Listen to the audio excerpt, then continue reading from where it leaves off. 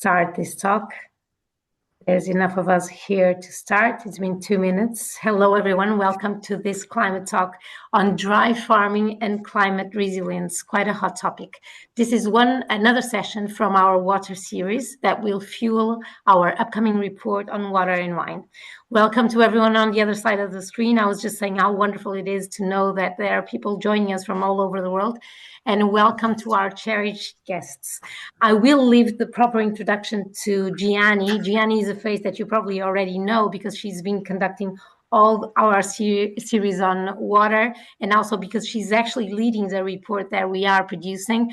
But let me just welcome Linda, Guillaume, Dr. Kees again, and let me give a special welcome to David Fonseca Guimaraes, because David is also a board member of the Porto Protocol, not only a head and winemaker and director of the Fadgate Partnership, that is also the founder of the Porto Protocol.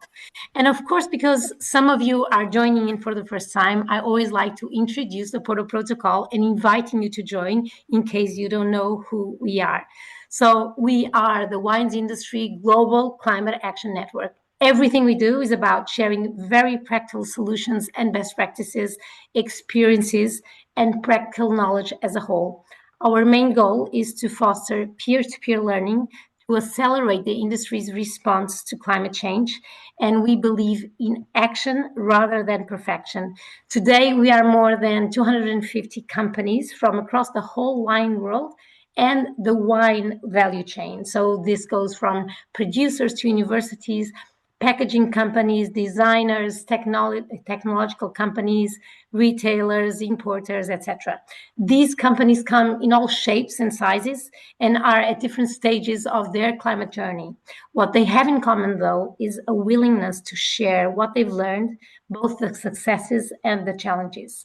By working together and sharing knowledge, we can make a bigger, faster impact on climate change. So if you're not already part of the Porto Protocol community, like all the people in this room today, we'd love for you to join, and we're just a click away. But I also want to take a moment to acknowledge something that is really important for us at the Porto Protocol that is happening as we speak, not online, but in real life, which is the very first workshop of our Living Vineyards tour. And the Living Vineyards tour is, I hope you've seen it on our social media or our website, is a joint project between the Porto Protocol, Piscines Ranch in California, and the No Regrets Initiative. It brings our existing collaborative network called the Living Vineyards as well into the field. It's a hands-on European tour focused on ecosystem restoration and biodiversity in vineyards, where wine producers learn together directly in the landscapes they steward. So led by Kelly Mulville of Piscines Ranch and my colleague Cristina Crava, that I'm sure many of you have met in another forum. They are, as we speak, leading a series of workshops together with other members of ours, and we will be in 7 countries featuring 12 practical workshops shaped by each vineyard's unique conditions. So we're talking about dozens of people, producers, viticulturists, researchers that will come together through this tour, united by a shared commitment to build a healthier, more resilient vineyard system. And as we speak, our first workshop is starting at 5 p.m., 6 p.m. in Piemonte through partnership with our members, Vineyards. And in fact, by the way, which is a new addition to the tour, we'll also be visiting Dr. Kees in Bordeaux on the 21st of November. So please do check our website. This is an amazing, amazing event for us. This is an amazing, this is who we are, taking who we are into the field. So I've spoken too much. So without further ado, Gianni, the stage is yours, and thank you all for being here. Thank you, Marta, for getting us up and running. I will be sharing my screen briefly as I introduce the climate talk and the speakers. So today's theme is dry farming in the Water and Wine series. Dry farming, so the cultivation of vines without irrigation, representing both a return to ancestral wisdom and a forward-looking adaptation to the realities of a changing climate. Rooted in deep respect for soil, landscape, and ecosystem balance, this practice challenges conventional viticulture to rethink its dependence on water. So in this climate talk, the Porter Protocol Foundation invites the global wine community to explore how the practice of dry farming can become a vital pathway toward greater climate resilience, preserving both terroir expression and agricultural sustainability. To guide this conversation, then, we are bringing together a remarkable panel of experts here today whose work spans the cultural, scientific, and practical dimensions of wine and sustainability. Offering complementary perspectives, I would like to welcome Dr. Kees van Leeuwen, Professor of Viticulture of Bordeaux Sciences Agro, bringing a research-based perspective on balancing terroir expression, yield stability, and climate adaptation across wine regions worldwide. From the Douro Valley, David Guimaraes, Technical Director and Head Winemaker and Advocate for Dry Farming Port Production at the Flaggate Partnership Group. He'll be sharing hands-on insights into managing vineyards where adaptation to water scarcity is both a heritage and a necessity. Guillaume Eicholz, Vineyard Director at Napa Valley's Dominus Estate, who through an agronomic lens will be discussing how soil structure, root depth, and canopy management shape vine resilience under non-irrigated conditions, and wine author, water expert, and founder at the Wine and Climate Change Institute, Linda Johnson-Bell, will offer a social, cultural, and policy-oriented lens on dry farming, questioning how the global wine narrative must evolve to align with environmental limits and how communication can drive shifts in consumer perception and industry accountability. I am Jahani Brecci, your host for today's Climate Talk, owner and operator of Stella Pietro Vineyards. We are a member of the Porter Protocol Foundation, and we are located in the Mantiqueira mountain region of southeastern Brazil. Before we get started, I'd like to invite all the audience to actively participate in today's discussion by submitting your questions, comments, reactions in the Zoom's Q&A or in the chat box, okay? We will weave them into discussion where possible, and time allowing, if any questions are left unanswered, we'll be addressing them at the end of the talk. So to begin, let's start by having each one of our panelists take on the lead and present a little bit about their work. So perhaps we could start with Dr. Van Leeuwen. You've been one of the leading voices in understanding how the interaction between soil, climate, and vine determines wine quality, and how viticulture must evolve under increasing water constraints. As both a researcher and educator, you've helped shape the scientific foundation upon which many of today's sustainability practices stand on. Could you start by introducing yourself to our audience and sharing how your research and field experience intersect with the principles and practice of dry farming? Take it away. Yeah, thank you, Gianni. Happy to be on this panel.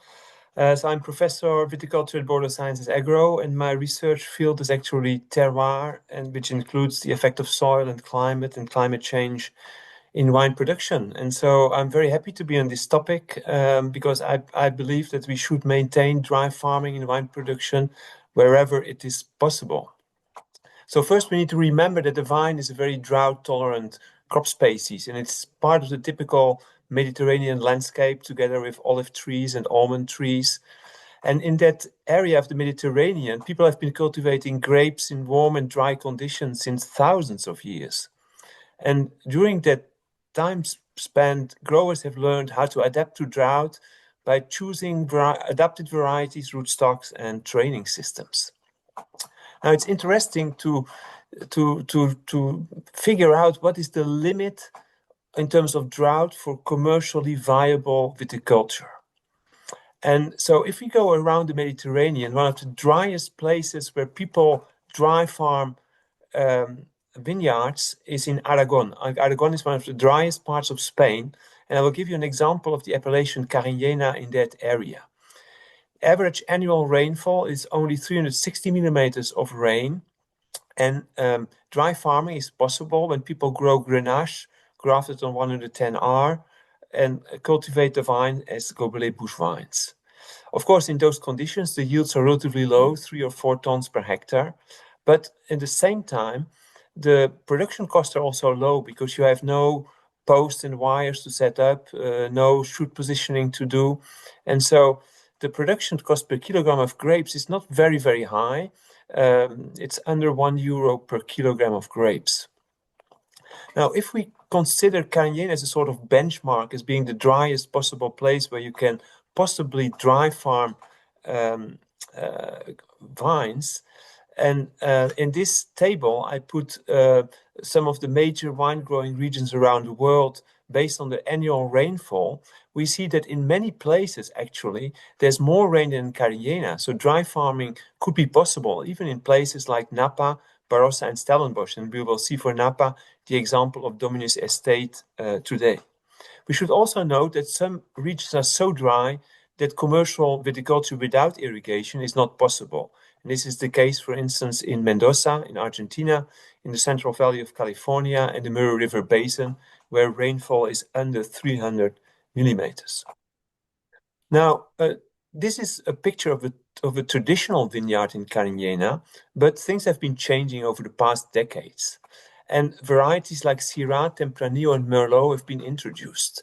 And they were trained as vertical shoot positioned cordon prune vines to be able to be machine harvested.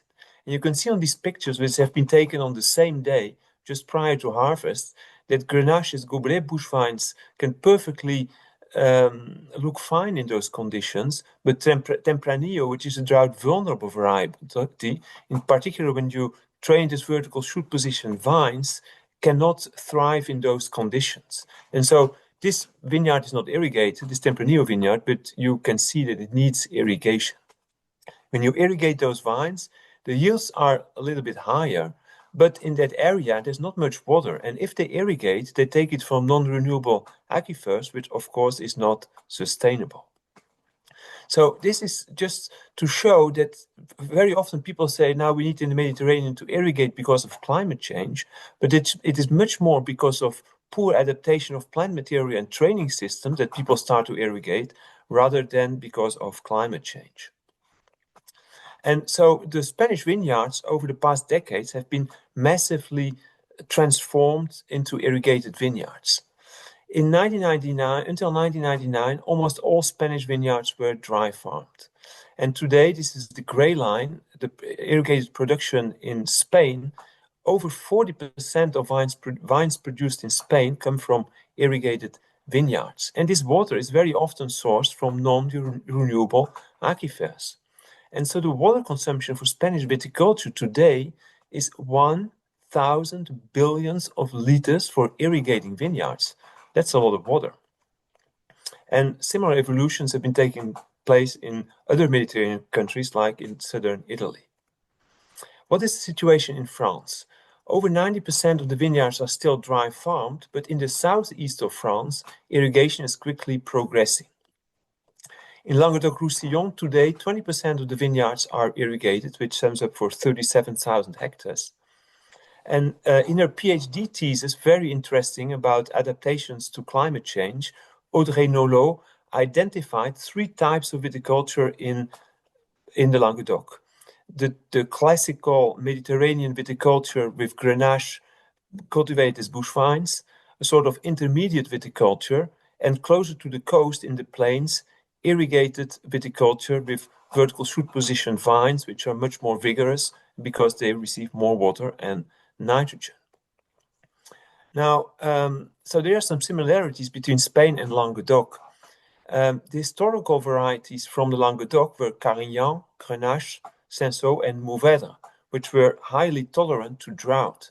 But today, those varieties only account for 30% of the Languedoc vineyards, and they have been largely replaced by Merlot, Chardonnay, and Sauvignon Blanc, which are drought-vulnerable varieties. And so, like in Spain, the need for irrigation is mainly induced by the transformation of the production model. And in French, we call this maladaptation. I don't know how to translate it in English, but I presume you will understand. Of course, if people irrigate, there are clearly some advantages of irrigation. It's an easy lever to increase yields. And in particular, if you produce in the frame of the geographical indication where yields are not so much restricted, that can be an advantage. And it is less so, of course, when you produce in the frame of appellation where yields are more restricted. As I said before, with irrigation, it's possible to grow varieties which are not adapted to local conditions. You can train them as vertical shoot position vines, so they're more easy to mechanize. And well, sometimes people say that they irrigate because of the quality. But if we come back to these three types of viticulture, where is the best quality produced? It's obvious that it's not in the irrigated vineyards in the plains, but in the traditional vineyards a little bit higher up in the what we call the coteaux, in the hillsides. What is the financial cost of irrigation? For the producers, it's relatively reasonable. In France, it's around 500 euro per hectare. But the cost is very, very high for the collectivity. An example, all those infrastructures, they cost millions and millions of euros. They are currently building infrastructures in France in a project in Languedoc, which is called Aqua Domitia, and it's 310 million euros of public money just for bringing water from the Rhone River to the Languedoc for irrigating 20,000 hectares of vines. And that's more than 14,000, that's 14,000 euros per hectare, which is more than the actual value of the vineyards. Of course, those infrastructures are more easy to build in the plain, and that means that with the development of irrigation, vineyards are really relocating to the plains where the yields are higher, but where the quality is lower. The environmental cost of irrigation is variable depending on how much water is locally available. Of course, this environmental cost is very high when the water is sourced from non-renewable aquifers, like it is the case in Murcia in Spain or in Paso Robles in California. The environmental cost is not so high when the resource is abundant, like in the Languedoc, where water is taken from the Rhone River, or in Napa Valley, where they have quite a lot of winter rain. But after 2050, the resource in the Rhone River may be much more limited. Here you see the predictions of the amount of snow in the Alps, and of course it is declining very much. After 2050, there will be not much snow and glaciers in the Alps, and so the amount of available water for irrigation will be restricted. A problem with moving to irrigation is that there is generally no return, because when vines are installed with drip irrigation, the rooting is more superficial, which creates a disbalance between vigorous canopies and restricted root system, which induces an increased risk of vascular embolism, which is very frequent, for instance, in the Central Valley in California. When they have heat waves, they need to irrigate massively to avoid a collapse of the vines through vascular embolism. Another point, which is rarely addressed, is that long-term irrigation can increase a risk of salt stress, because with irrigation in dry areas, salt is accumulating in the soil.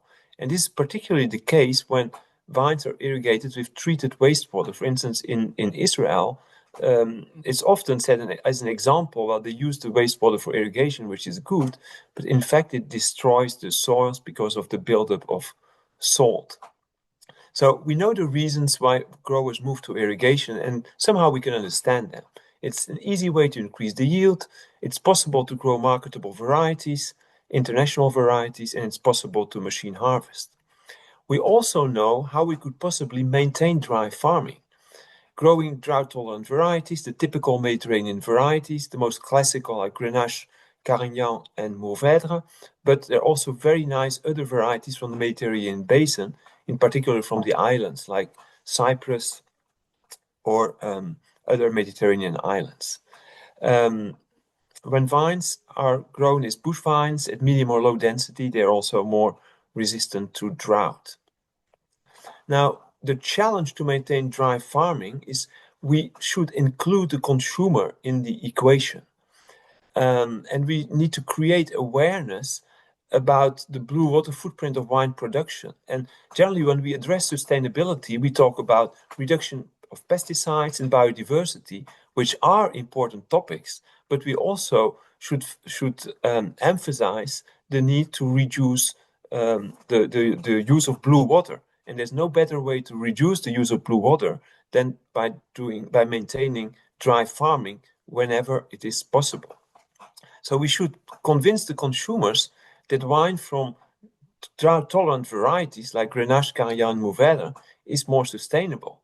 And in the Mediterranean, those wines are generally much better than wines from Merlot or Chardonnay, which have not much personality when they are grown in very dry areas. But I know this is not an easy task. And we should create added values through the communication on sustainable dry farming. And there are some examples from people who are doing that very, very, very well, like Eben Sadi in Swartland.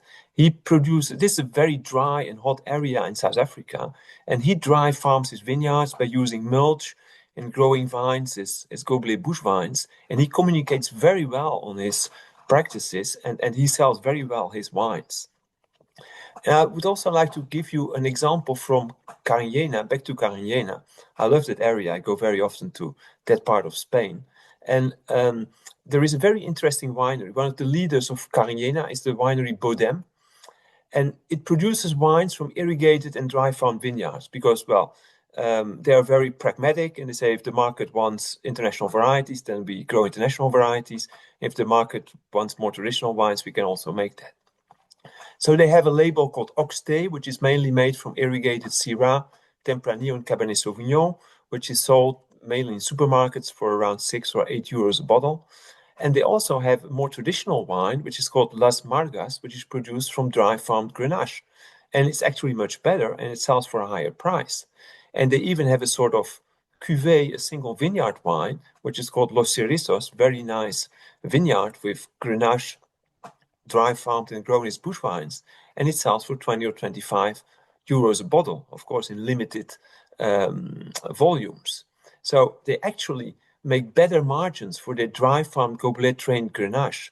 And I think that's important to emphasize this, that yield is not the only lever to increase the profitability. There are other ways to increase the profitability by creating added value. And I think this is in particular important in a context where the wine consumption is declining. I think what they're doing now in Languedoc, they're going the wrong way. They are in financial difficulties, and they try to resolve that problem by producing more volume by irrigation. But I think it's smarter to try to produce better wines and trying to sell them, maybe less volume, but trying to sell them for higher prices. So historically, most vineyards in the New World were irrigated, and in Europe they were dry farmed. And there's a quickly increasing tendency to irrigate vineyards in Southern Europe. But this trend is unfortunately often not sustainable. I show that irrigation is much more triggered by the use of non-drought tolerant plant material and training system than by the effect of climate change. And economically sustainable dry farming is possible when the production costs per hectare are reduced, and we definitely need to develop a mechanical harvester for Goblet vines, because many of those Goblet vines are pulled out because there's not yet a mechanical harvester on the market for those vines. And of course, if you have lower yields, that need to be compensated by higher selling prices. And to achieve this goal, consumer behavior is of utmost importance. So we definitely need to include and inform the consumer. And the last session was about the water footprint, and I would love to see the water footprint included on the back label of bottles of wine as a sustainability indicator. Well, thank you for your attention. Thank you, Dr. Van Leeuwen. What a primer. This has been great to set the stage, and we'll move on now to David. David, your work as a technical director and head of winemaker in the Douro Valley places you at the heart of Europe's most remarkable examples of dry farmed viticulture, a region where vines have adapted to extreme conditions for centuries.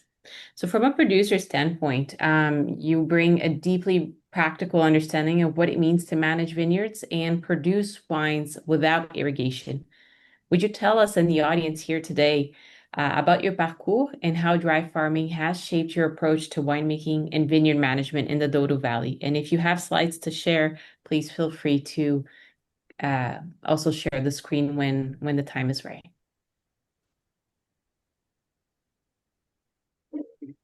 Did that come up?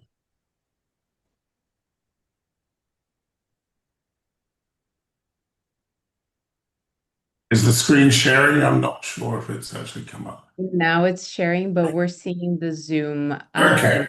Is that No. So a we can try, presentation? not the presentation yet. So we can stop sharing and try one more time. I think it'll work. Stop sharing, or I'll just do it verbally.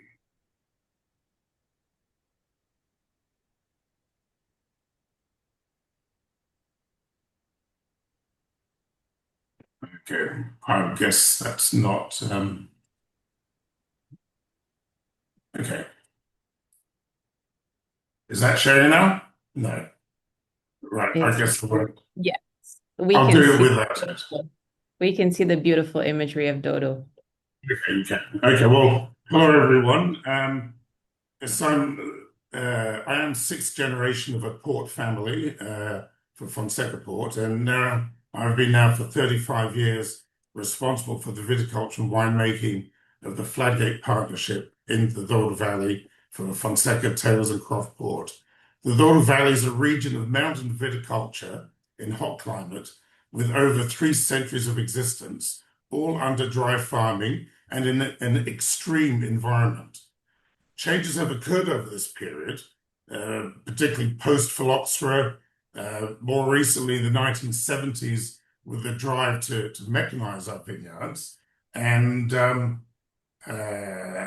even more recently from 2000 forward, with a move towards a production of table wines in the Douro Valley, which previously was irrelevant. Man-made changes have made a much greater impact than the changing climate, but the climate change is being blamed for the mistakes that have been made. And climate change has also been used as an excuse to introduce irrigation into the region. In our region of hot climate, we're actually now understanding that irrigation is not the solution to solve the problems of excess heat. So I'm 100% against any irrigation in our valley, in the Douro Valley. We have 300 years without irrigation, and I think we've created an unequal valley. And at the same time, viticultural practices are what we should use to solve the climate challenges and not irrigation. So I will focus on 4 aspects. If I can get my presentation to work. Can you see the next slide? Okay, thank you. I think I'm a better winemaker than presenter. The Douro Valley itself is divided into 3 subregions, very much based on the rainfall of the region. So across the region of the Douro, our climate becomes more Mediterranean. Our aridity index increases as we go from west to east. And likewise, as we go from towards the Douro River, the vineyards become more arid. In mountain viticulture in hot climate, we consider there to be 3 key factors. The first being the location. So where we are located within the valley has very big climatic differences in rainfall and in temperature. Also altitude. For every 100 meters that we go up in altitude, our temperature drops 0.65 degrees centigrade. And probably even more important in a hot climate is our orientation, our sun exposure, where a south-facing vineyard in comparison with a north-facing vineyard, the north-facing vineyard is 2 degrees centigrade cooler. So within the Douro Valley, where our vineyards are located, has a tremendous difference in characteristics, be it as we go from the coastal areas right up to the frontier with Spain. And then likewise in altitude, depending where our vineyards are located. So the second aspect I'd like to introduce is one of vine density. And again, in our Douro, our traditional viticulture, our traditional vineyards had a very high density planting. So we're talking about vineyards that would have over 5,000 vines per hectare. But when in the 1970s, the region started replanting these traditional vineyards in order to be able to mechanize these vineyards, to bring in the tractors, the consequence was to reduce the vine density. So we went from vineyards with over 5,000 vines per hectare down to as little as 2,600 vines per hectare. And the issue of vine density in dry farming is absolutely key. The way I look at it is that if we have a lot of individuals, each one producing a small yield, collectively we will get a satisfactory yield. When you reduce your vine density to be able to mechanize, then you will be putting much more pressure on each vine to produce so that you get a satisfactory yield. And hence the tendency to go to irrigation becomes one to support a satisfactory yield. And this becomes even more important when our vineyards age over time. And this is a graph which represents our vineyards in the Douro Valley. And our vineyards are at their most productive stage between 11 and 15 years of age.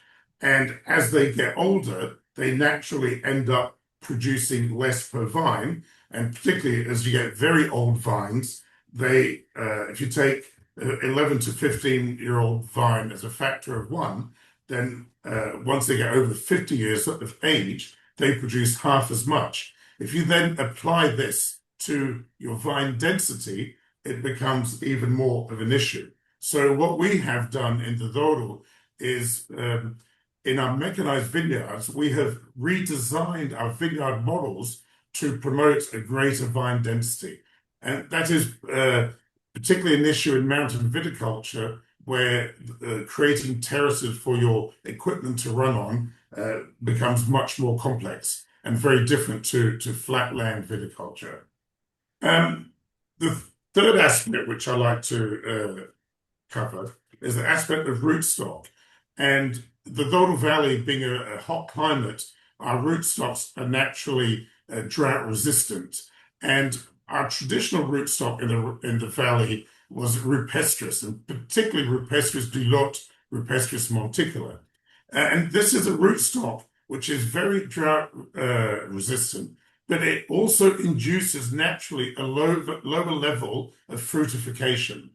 And so when the region reduced the vine density to mechanized, the region changed to R99. So a rootstock which promoted more vigor, more yield per vine. However, this upset the quality of our ports tremendously. And we have since moved on to Richter 110. We've moved back to rupestris. But I believe that rootstock is an area that we should invest in tremendously in dry grown vineyards. Then the fourth and last aspect is grape variety. And this is, I think, where there's a very big comparison between the old world versus the new world. The old world, through the centuries of existence, over time, we have found the varieties that best suit the location that we work in and the style of wine. The new world, often led by the desire to have a particular variety, has taken the choice of the variety over the conditions of the location. And that's it is no surprise that the new world is much more dependent on irrigation. I think also because of the choice of variety, and if you link that to the choice of location, that is something that we need to select the varieties according to the location rather than the desire of the style of the wine. Obviously, we have to link the two, but there is a lot of work, and Kees mentioned that in his work. I've got the example of a good friend of mine from Australia, Stephen Pannell from McLaren Vale, who has done a lot of work coming over to Southern European vineyards to get varieties and planting them in Australia with very good results. The other aspect is in the Douro Valley, our traditional vineyards were field blends of several varieties that very much suited to our region. And the varieties and how we plant them, and this slide here basically shows that we have 3 or almost 4 levels of varieties, in that you have 3 or 4 grape varieties which have got the biggest presence in vineyard, and then we get a series of secondary, tertiary varieties in smaller proportion, and the different varieties are contributing with different characteristics, which also go to the balance on more extreme conditions. So some varieties might give you more color, but others will give you more acidity, and others will give you your flavor. And so in our experience in the Douro Valley, we work with grape varieties to also overcome the challenges of a hot climate. So I'd just like to finish my presentation taking, in fact, a list of factors which I saw in an article written by Linda, and actually applying to dry farming, which I also like the term rainfall viticulture. And I've actually divided them into 3 different points. Site location, which is the most important factor, where we take the issues of soil type, slope, so your fixed characteristics of a location. The second aspect is vineyard establishment practices. This is a one-off. When you decide to plant a vineyard, your choice of vine density, your grape variety, your rootstock. So key factors to take into consideration.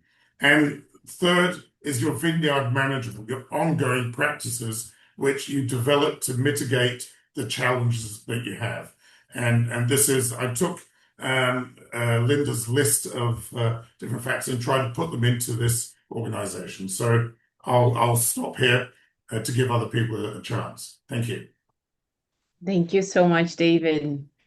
Guillaume, as Vineyard Director at Dominus Estate, you have bridged scientific knowledge with field application, and your work delves into root dynamics, soil structure, and canopy management, all crucial aspects of how vines survive and thrive without supplemental water. So could you please introduce yourself and share how your experience has informed your perspectives on building resilience in non-irrigated vineyards? Hello, everyone. Thank you for the invitation. I don't know if what I'm going to say is scientifically. For sure, it's made of observation. I'm passionate by my job, and I will share with you what I observed over the 16 years I've been working as vineyard director at Dominus Estate. So again, my name is Guillaume. I come from France. I grew up in my family has a winery in Meursault, Burgundy. And I studied viticulture and energy in France. Just a quick presentation of Dominus. Dominus Estate is located in Yonville, Napa Valley. It's about 200 acres, mainly planted of Cabernet Sauvignon and a little bit of Cabernet Franc and Petit Verdot.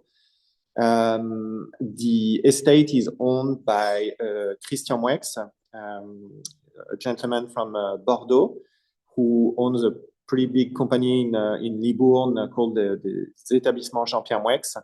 And today he runs the company both in France and here in Napa with his 2 children, Charlotte and Edouard Moueix.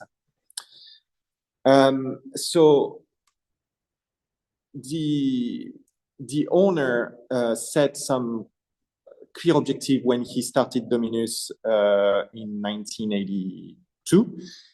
It's to produce a perfect wine. So I'm not gonna, I know we can debate hours if that even exists. It's probably because it doesn't exist, a perfect wine, that it's a continuous effort, a lifetime effort. But it's very clear that the entire team at Dominus, every position at Dominus Estate, including the owner and his children, we are working, it's a dedication to work at making the best wine as possible. And you will understand why I'm talking about that. So a best wine, we could qualify it as a wine with complexity, balance, purity, and a wine that express a certain personality, that express the terroir where it's going from. Just a few words on dry farming. dry farming, it's not an objective for us. Dry farming is not also a passive act and doesn't mean just turning the faucet off. Dry farming is active and it relies on observation of the soil, climate, and vine's reaction to its environment throughout the season. I'm just going to say a few words about my experience.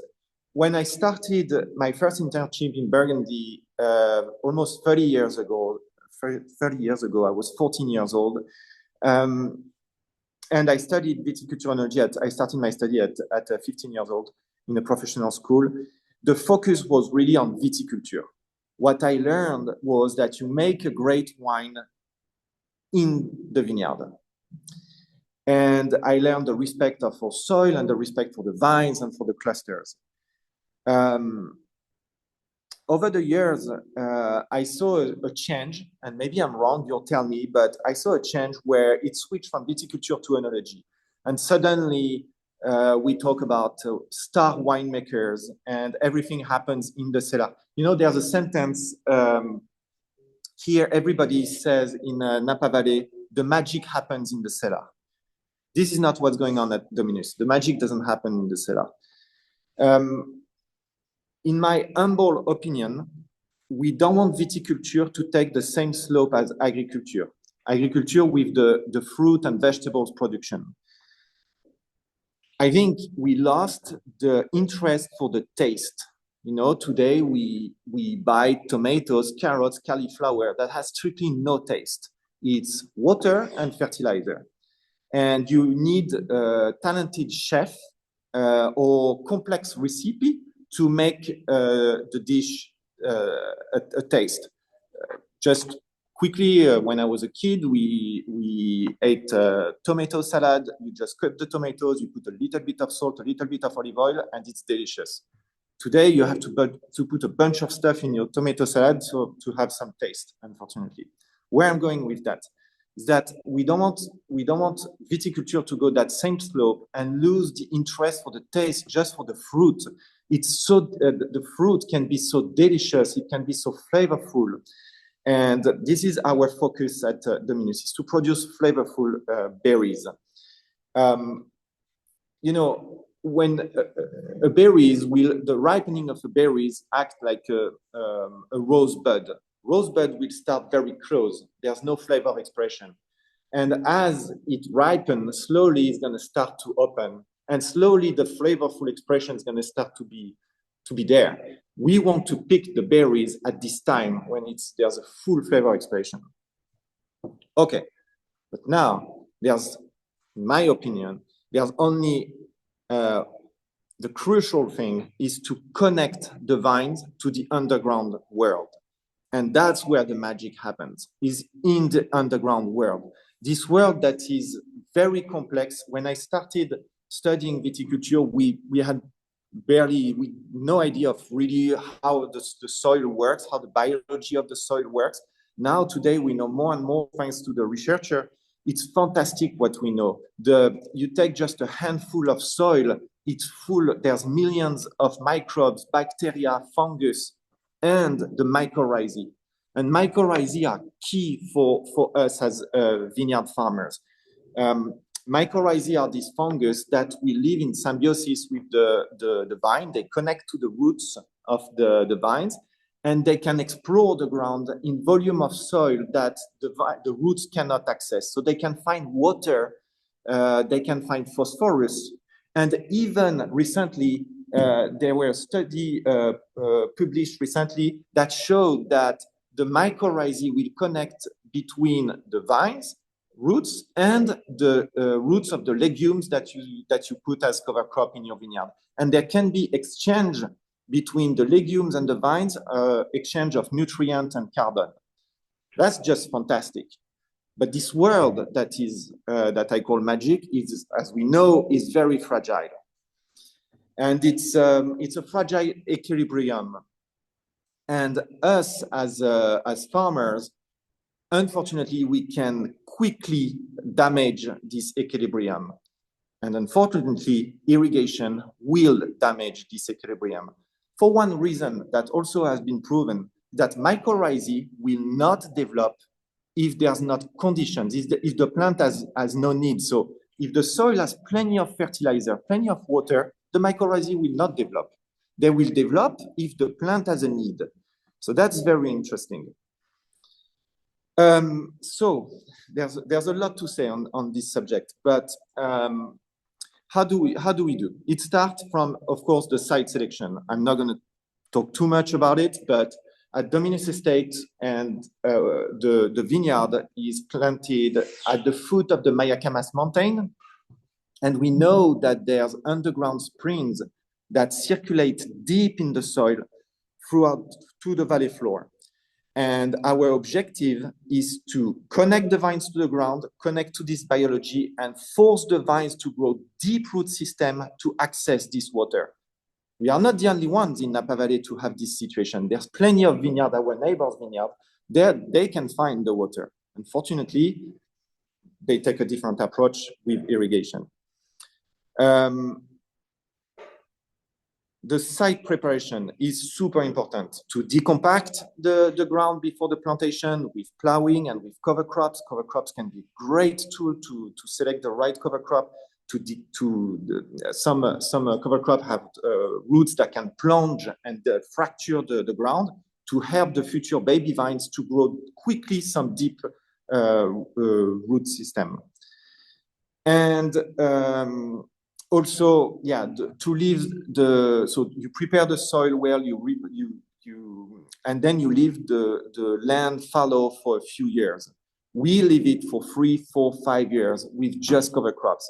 And again, it has been shown that it's crucial for the biology of the soil to be super rich, for the mycorrhizae to develop. And then when you plant your baby vines, they can just access this soil that is not neutral, but that is very rich. Of course, it has been told, yeah, the density of plantation, the size of the canopy, all that has to be studied well. I'm just going to give you an example, and I hope I'm not too long, but we have to consider the soil as a pool, a water pool. And for us at Dominus, the pool is refilled with water very, very slowly during the spring and early summer. And as the summer goes, there's less and less water. It's refilled by these underground springs that I was talking about. Imagine the pool is covered with a plastic tarp. So now, every vine that we're gonna plant is a hole in the plastic tarp. So the more vines we're going to put in our field, the density of plantation, the more evaporation there will be out of the plastic tarp. And the size of the canopy is the size of the hole. So there's no best recipe here, but it's just a thinking, and it took us years, and we are still readapting the density of plantation here at Dominus Estate. Is this balance to find between the density of the plantation and the size of the canopy to limit the evapotranspiration during the summer. And I just want to show you, I'm just going to show you something. So I've been looking, so a lot of vineyards, most of the vineyards in Napa Valley are irrigated. Our vines are not. And I'm going to show you the consequence of an irrigation. I've been going through the valley and looking at when people pull out their vineyards. I take some vines.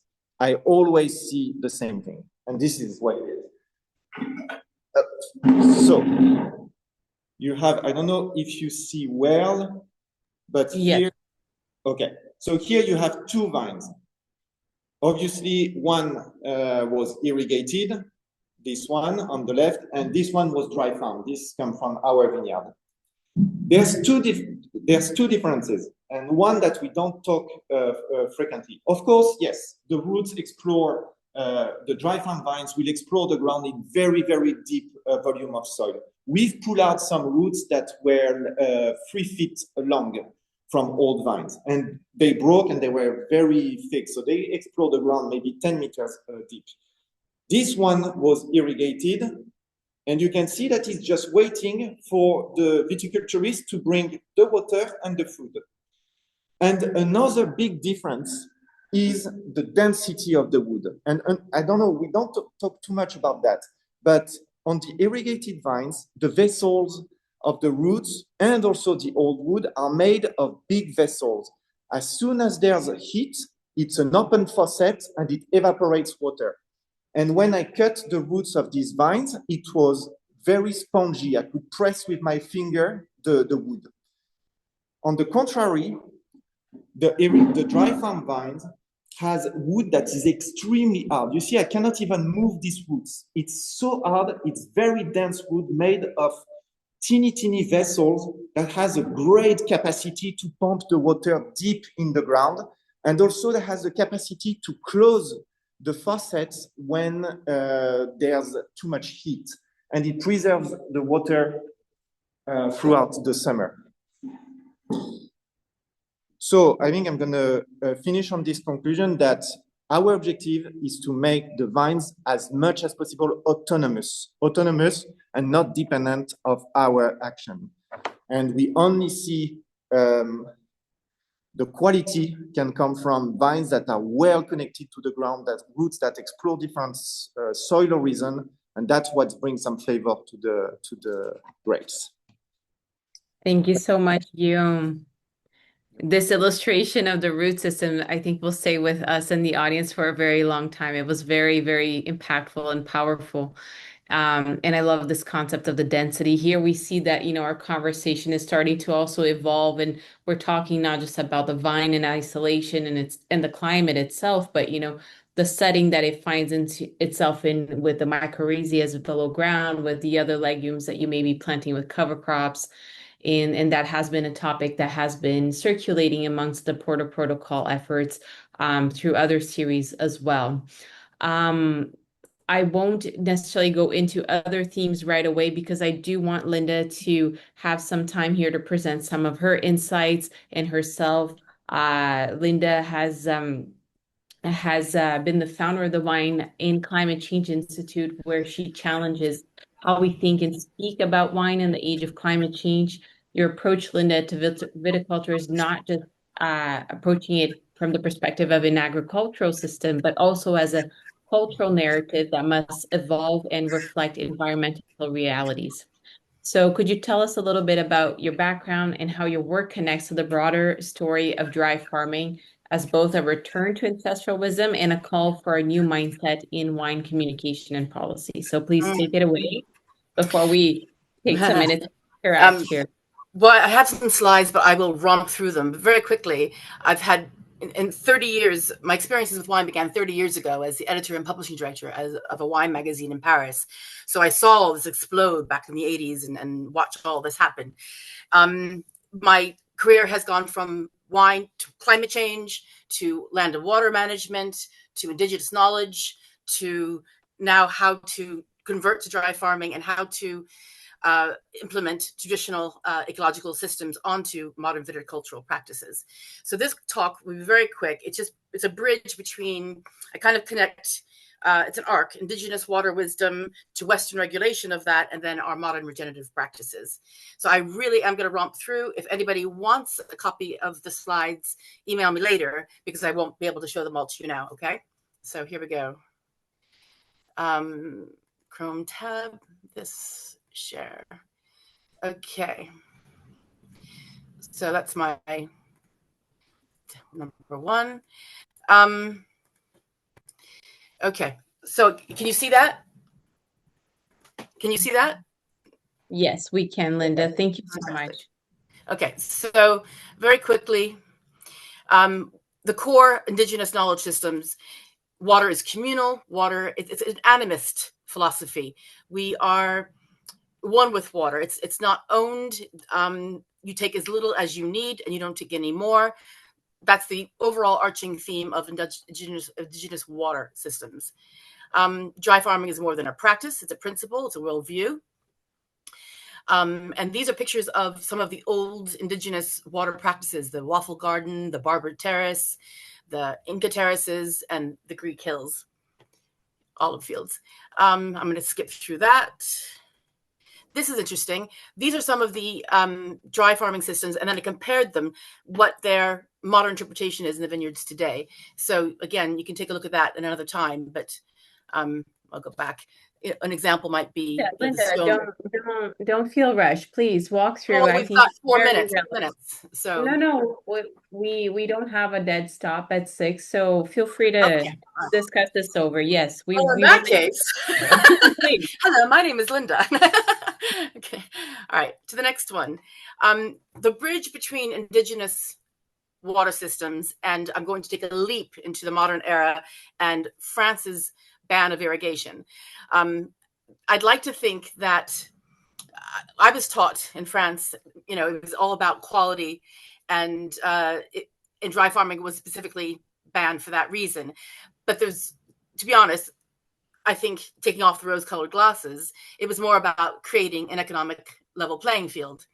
And the spark was the 1907 crisis in Languedoc with all of the excess wine. And it's interesting what Kees was saying earlier about how they're going back to growing the varieties like Chardonnay, all the weak, not drought-resistant varieties as opposed to their indigenous varieties. So it's very much a case, in my view, of history repeating.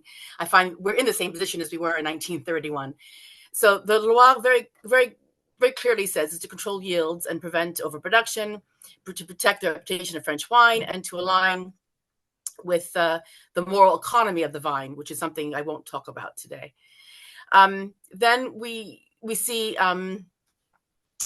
it moves from economic control to terroir doctrine to contemporary resilience. These laws kind of created the whole ethos and the mystery of the French wine and the European wine personality and profile. It became the defining character of the European wines. It just was European wines of quality are dry farmed, but that's it. I'm going very fast. So again, the purpose is to control the yields and prevent overproduction, to protect the reputation of the French wine, and to align with the moral economy of the vine. And there I go into greater detail, but I will skip that. I'd like to think that inadvertently that the European ban was a modern interpretation of the indigenous, the ancient art of dry farming, if you like. It was, they perhaps didn't know they were doing that, but they knew to make the connection between quality, rationing, stress, stewardship. They knew that all of those ideas fit together, and they have inadvertently set for us a template and a pattern for future climate change resilience. So I think the ban is more relevant today than it was at its inception, actually. And so here we go. So what do we do now? You want action. What we have to do is convert to dry farming. And I'm going to skip through all this bits, the dry farming myths. We're aware of them. Everyone's frightened of dry farming. I won't make any money. I won't have any yields. It's expensive to convert. All of these are obstacles which are very easily overcome. We have to change the mindset that this mitigation strategy is an obligation. It should be seen as an opportunity. It should be seen as the ideal strategy with which to future-proof your business. And there's going to be a point at which it won't be a choice. So it's best to make that choice now. It can take 3 to 5 years to convert. So this is something, if you are able to, you should be thinking about it. The pros of dry farming, we've all discussed those today, so I won't repeat those. We know those by heart. The cons, we're also familiar with. This is interesting. These are the metrics. I've created kind of a viability scorecard using all the metrics. It's not just rainfall. It's not just soil type. There are all of these metrics have to be taken into account to determine whether or not a block or parcel is able to be dry farmed. Linda, could you please name some of these metrics so that we can have this on the verbal for some of our audience that will be podcast listeners? Absolutely. Or something that you find most relevant within them. Well, we got the 4 main categories are climate, soil, topography, and vine system. And we're all familiar, I think we speak mostly about the metrics in the climate, the annual rainfall, season length or dry season length, evapotranspiration rates, humidity, and temperature extremes. And those are probably the most important. In my scorecard, I weigh those the most, if you like. But we have to consider very much, obviously, soil depth, available water holding capacity of the soil, the organic matter of the soil itself, its texture, loam, clay, chalk, sand, whatever it is, the salinity in the soil, and whether or not it's compacted, its texture. There's the topography to consider. Slopes, too much, too little, it's all critical. No runoff, prone, convex, or eroded terrain. And also your aspect moderating. Like we've always been told, like in Burgundy, and you want south-facing slopes to get the most sun. But now we're talking about completely the opposite and having east-facing slopes to mitigate the sunshine. So that's very interesting and important. Vine system, rootstock, whether, and this I want to talk to David about. I have lots of questions about rootstock, but I'll do that for another time. Spacing, age of the vine, and obviously your yield goal, which will shift as you're transforming and as you're converting. Dry farming becomes impossible when the soil cannot store, the sky cannot give, or the vine cannot reach. Everything else is management, as someone has said before. I'll go back to that. There we go. We know some of the basic management, the winter cover crops, mulching, minimal tillage, and canopy management. My favorite example is South Africa. And I think someone touched upon, I think it was Kees, a winemaker there. But the entire region, Swartland, is known for being a dry farming mecca when it shouldn't be. It should be impossible. If you look at the metrics such as rainfall, which is only between 350 and 500 millimeters per year. It's got a long dry season. Evapotranspiration is high. But it's got everything else going for it. The other metrics compensate for that. And that includes mindset. That includes the soil. That includes the root depth. It includes the fact that they're old bush vines. There's low density planting, coastal breezes. And again, mindset. The growers are embracing this. So it works. And it's proof that it can be done if all the metrics fall into place. These are, if you wanted to convert, these are what I quickly put into 10 steps. Should I say those out loud for our listening audience? Sure. Or whichever of the steps you think are more clutch, in that transition period. I mean, as you experience. Go ahead. The most important is the decision, is deciding whether is the analysis, is the viability process, going through the metrics, looking at what you've got, looking at what you can do. Then you start, if you are able to, you start looking at your soil pits and you map your rooting systems. You change how you irrigate, you rebalance the canopy, and then you slowly start to cut the irrigation off. You can't do it immediately. You have to do it very slowly. And whilst you're doing that, you have to be monitoring your soil moisture and your root depth as you're doing this. And ultimately, and you don't get rid of your irrigation system until you're absolutely sure you don't need it. You don't use it as a crutch, but you use it as a safety, as a backup, if you like, until they're completely weaned off the water. Advice for converting: start with the respect for the water, not fear of losing it. Again, this mindset is, oh my gosh. I was consulting for an enormous insurance company once, and they wanted to, I'm talking about dry farming, and they would not pay out to a wine grower if they didn't have an irrigation system, because it was considered a vital emergency tool in case of drought or fire. So those farmers that were dry farming and didn't have irrigation systems in this particular region where I was working were being penalized and would not have been paid out with an insurance claim. So the system itself doesn't even support this conversion or the dry farming. I found that really interesting, a bit of an aside. So there we go.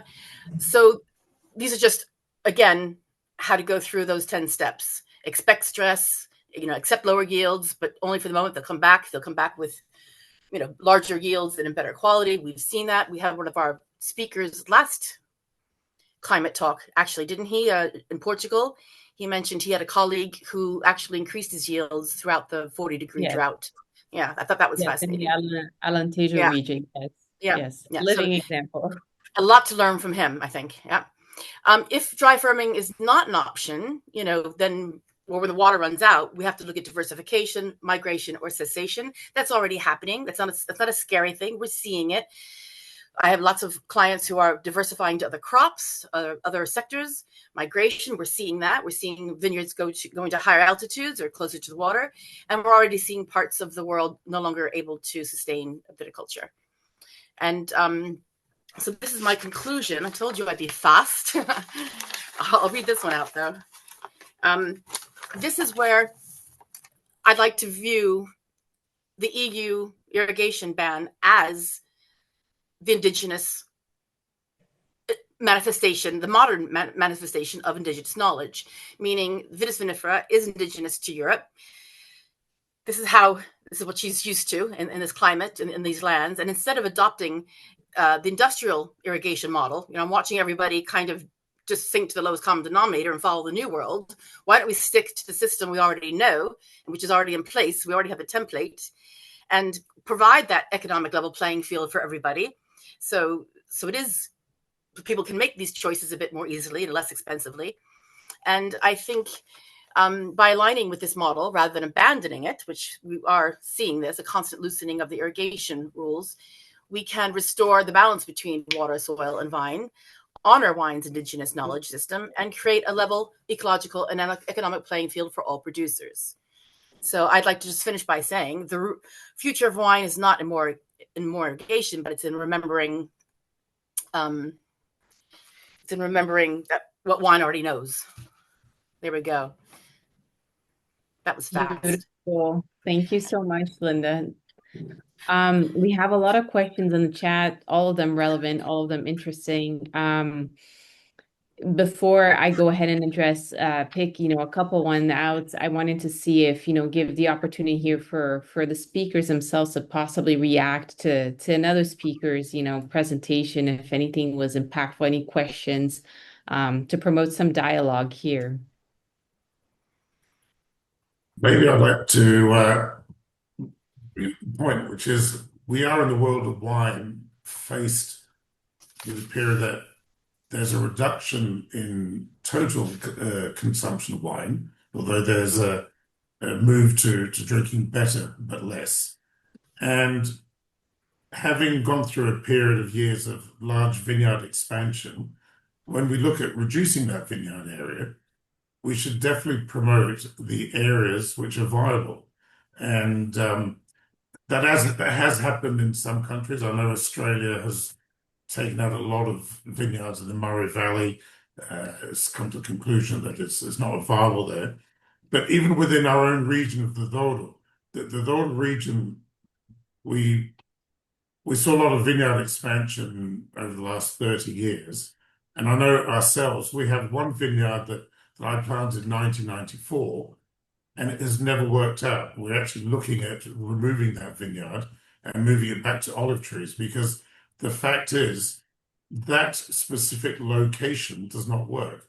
And I've got to mention in my presentation that the more arid your region, the more site-specific you have to be.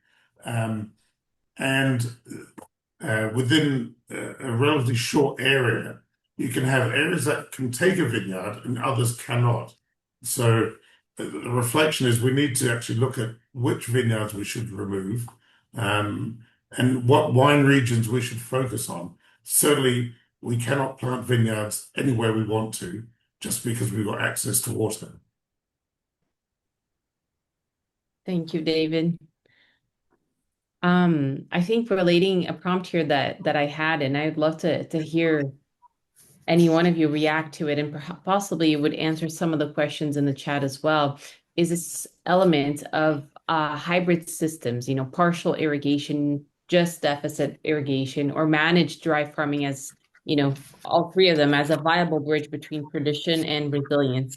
So here, for example, in the chat, we have someone in the Dome region who is looking to put in an irrigation system in place for their vineyard, and they're concerned, right, possibly with yields, possibly with quality of the outputs, and possibly, as you mentioned, Linda, with insurance. I know in my region, for example, it's not viable for me to install irrigation across our vineyards. It's also not our wish because of the quality that we have at this time. We'd like to maintain it, but we do consider truck water for emergency moments where we have to come in and irrigate partially just to ensure that we don't lose out completely on a harvest for that year. So, with the world of experience that all of you have here, whether scientific, whether in practice in the field or with multiple clients, how do you react to the concept of hybrid systems? Is it all or nothing, or is there an in between here that can be worked through? Yes, Kees, please go ahead. Yeah, I can react on that. There was a question in the chat about growers in Paso Robles irrigating pre-bud break. And I think that can be a good sort of hybrid technique, because if you're in a dry area, winter rain is very, very important, because if you have sufficient winter rain, then the soil at bud break, your soils are at field capacity, and in fact the vines feed on the water that's stored in the soil. But if you have a very dry winter, then followed by a dry summer, that can be just too much. So, and also in March and April, generally there's more water available. So it's putting higher pressure on available water resources when you irrigate in August or September than when you irrigate in March or April. So that can be a good alternative technique.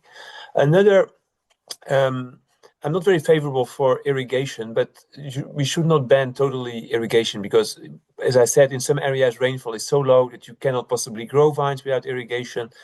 And I think another exception can be made for young vines, because if you have a succession of dry years when the vines are very young, then they can just not grow properly.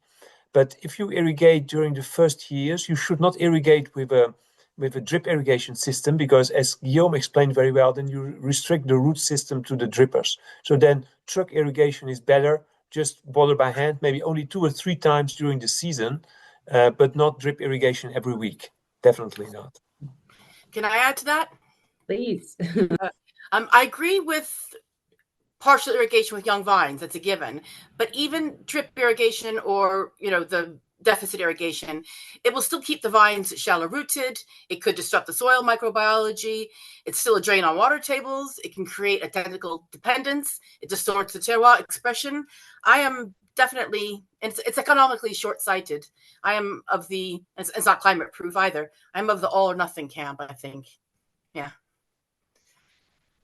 Thank you.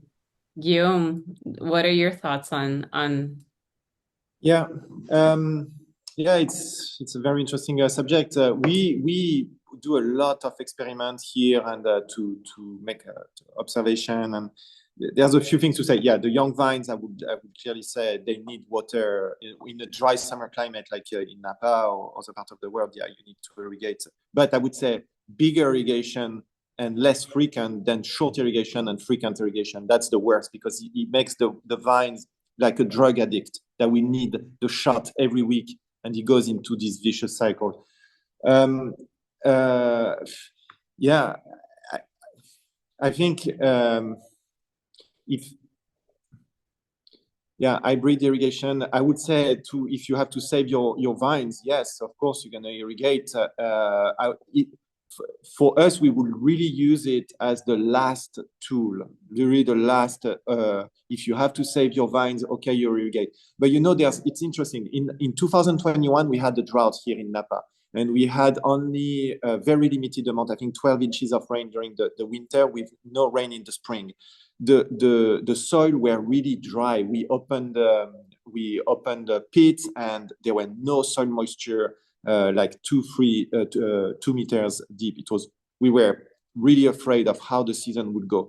It was very interesting. Cabernet Sauvignon had this great capacity to adapt early in the season, the vegetation, and the vines grew very slowly. They grew shorter shoots than normal, reduced canopy size, and it was perfect. And the vines were very resistant. We did one of our best vintage that year. So yeah, that's what I can say. Thank you, Guillaume. Guillaume, how many years do you irrigate your young vines for having them established? So we irrigate for sure the first year, and the year of the plantation, we're going to do 3 irrigation usually. And then for the second year and the third year, it really depends on where the block is located. We have some on the ranch, on the vineyard, we have some soil that are very deep, and the vines can grow very quickly, deep root system. On these blocks, like after the second year, we don't need to irrigate. So we remove the irrigation system, we remove everything. On the more complicated, the more shallow soil, we'll irrigate the third year, the fourth year. Then after it's finished, we don't need irrigation anymore. We have a question here from Robert Daly from earlier in the talk, discussing pruning methods when you anticipate an extremely dry year, and as these pruning methods, being a strategy to save the harvest or not. Does anybody have experience with such in their vineyards and would like to comment? That was from Robert Daly here in the chat. I think pruning is something that has to be adapted each season according to the vigor of the vine, and there's normally an adjustment that you do depending on how each vine is in its vigor.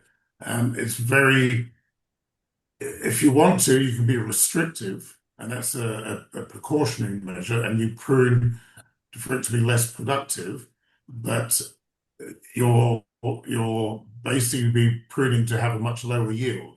I think that the fact is that in agriculture, we've got to accept the annual variability depending on season, and you cannot anticipate what the following season is going to be like. So your pruning's just got to be basically adjusting to each vine beforehand, but then you just have to accept the season and the outcome of it. Thank you, David. Well, as we are coming to a close, I thought I'd give you guys the opportunity to leave our audience with one guiding principle about dry farming, whether it's a technical one, an ethical one, or a philosophical one. What would it be? I can start. I think we should just learn from people who have always been growing grapes in very dry conditions. I love Mediterranean viticulture, and there's so much to learn from that area. It's the ancient way, and it's the future, and it's the only answer to resilience. Do not consider anything else other than dry farming and rainfall viticulture. So to me, it's not an issue. That's what it should be everywhere. And I would say to be curious, to make observations, trials. If you irrigate your vineyard, maybe just take a few rows, do some repetition where you don't irrigate and make observations, open holes. No need to have fancy technology, just a shovel and open holes and make observation, take notes. Our job is about time, patience, observations. Yeah. Thank you, everyone. And thank you, everyone, for joining us today. We've revisited an ancient practice that is in many ways reshaping the future of viticulture, a practice that calls us to listen more closely to the land, to trust the resilience of the vine, and to redefine what sustainability means in the face of a changing climate. So from the scientific frameworks that help us understand water stress, soil plant dynamics, to the cultural and ethical dimensions of producing wine within our environmental limits, the dialogue has shown that dry farming is not just about doing without irrigation, it's about doing it with intention. So on behalf of the Porter Protocol Foundation, I'd like to thank our remarkable panelists, Dr. Kees van Leeuwen, David Guimaraes, Guillaume Eicholz, Linda Johnson-Bell, for sharing your knowledge, the perspectives, and the lived experiences. So your contributions remind us that resilience in viticulture is both technical and a human endeavor. Thank you, Marta and Christina, and the entire Porter Protocol team for creating this platform where the ideas and insights may translate into collective action. Marta, if you're still there and you'd like to pop back I'm here. in. I'm here. I would like to pop back. Thank you, everyone. We know this was a talk full of very passionate advocates for dry farming, which doesn't make it a very balanced climate talk. We knew that it was going to be like that from the beginning, but it was amazing to see such diverse angles to the topic nevertheless. I would like to invite you all to our next climate talk next week, 1 week from now, on waste management and reduction, a completely different topic, also with members of ours from all over the world. And if you're anywhere near one of our workshops of our living tour in Priorato Perine, in Alentejo or Tejo, in Piedmont or Tuscany, in Mosel, or in Austria, I can't remember the wine region. Thank you for that. Please check out our website. We would love to welcome you. These are workshops with Kelly Moville from Piscines Ranch. These are workshops of exchange of practices, of peer-to-peer learning. It is one of the most important moments and events we've had as an organization, and we'd love to have. We are having, of course, participants from local communities. Just to give you an example, in Mosel, we're having people coming from Luxembourg and the Netherlands. So if you're near any of these locations, do register for one of these workshops. And without further ado, I leave you. Thank you all for today's talk, and I hope to see you next week. Have a nice day. Thank you for having us. Bye-bye. Bye, everyone. Au revoir. Au revoir.